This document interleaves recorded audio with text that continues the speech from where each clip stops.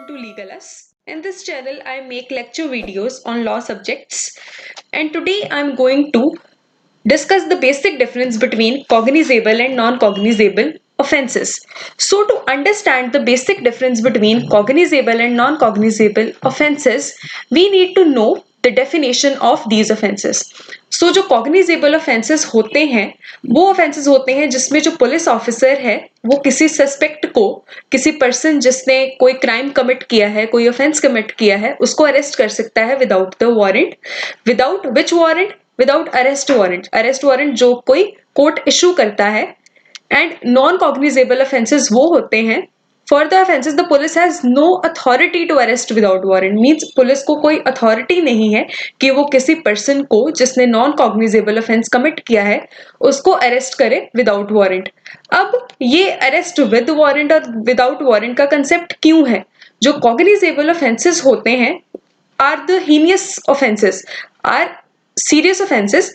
And ये जो offences होते हैं, फॉर एग्जाम्पल मर्डर है या कल्पेबल होमिसाइड है, तो इसमें किसी भी पर्सन को विदाउट वारंट अरेस्ट किया जा सकता है because his arrest is very much required. और जो नॉन कॉग्निजेबल ऑफेंसेस हैं वो ज्यादा सीरियस ऑफेंसेस नहीं होते. फॉर एग्जाम्पल हर्ट है, चीटिंग है, फॉर्जरी है. और इसमें क्या है कि वारंट की जरूरत है टू अरेस्ट एनी पर्सन. अब कई बार ऐसा होता है कि कुछ ऑफेंसेस होते हैं जो नए ऐड किए जाते हैं और उसमें जो कोड में उसकी क्लासिफिकेशन जो शेड्यूल 1 है उसमें नहीं की जाती कि ये कॉग्निजेबल है कि नॉन कॉग्निजेबल है. तो उसकी classification, how to do the classification, so उसके बाद उसके लिए एक क्राइटेरिया है. अगर उस ऑफेंस की जो पनिशमेंट है वो डेथ सेंटेंस है, इम्प्रिजनमेंट फॉर लाइफ है या imprisonment for more than 3 years है, 3 साल से ज्यादा हो पनिशमेंट, इम्प्रिजनमेंट फॉर लाइफ हो या डेथ सेंटेंस हो, तो वो कॉग्निजेबल ऑफेंस होगा. फॉर एग्जाम्पल मर्डर है जिसमें जो पनिशमेंट है वो डेथ सेंटेंस है और इम्प्रिजनमेंट फॉर लाइफ है और imprisonment not less than 10 years है, तो ये क्या हुआ? कॉग्निजेबल ऑफेंस हुआ. और जो नॉन कॉग्निजेबल ऑफेंस होते हैं वो होते हैं generally imprisonment for less than 3 years, जिसमें इम्प्रिजनमेंट 3 साल से कम हो. फॉर एग्जाम्पल फॉर्जरी है, उसमें जो पनिशमेंट है वो 2 years है, तो वो क्या हुआ? कॉग्निजेबल ऑफेंस हुआ. और जो नॉन कॉग्निजेबल ऑफेंसेस होते हैं वो जनरली बेलेबल ऑफेंसेस होते हैं because they are not so serious. तो उसमें जो बेल है that is given as a matter of right. उस पर्सन का राइट होता है, जो पर्सन अरेस्ट हुआ होता है, कि उसको बेल मिलेगी. और जो कॉग्निजेबल ऑफेंसेस हैं as they are serious offences, तो उसमें जो बेल है is not given as a matter of right but by the discretion of the court. Means the court will apply the discretion to award the bail to the arrested person.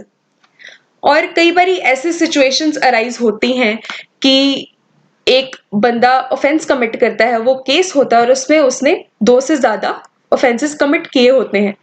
तो अब क्या होगा कि जैसे एक offence है उसने कर दिया कमिट कॉग्निजेबल, मीन्स उसने मर्डर कमिट कर दिया, और उसने जो उसमें सेकंड ऑफेंस कमिट किया है वो उसने कमिट कर दिया जैसे फॉर्जरी या चीटिंग.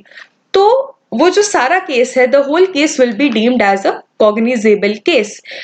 और उसमें क्या होगा? The police officer will not need any arrest warrant to arrest that person who has committed the offence.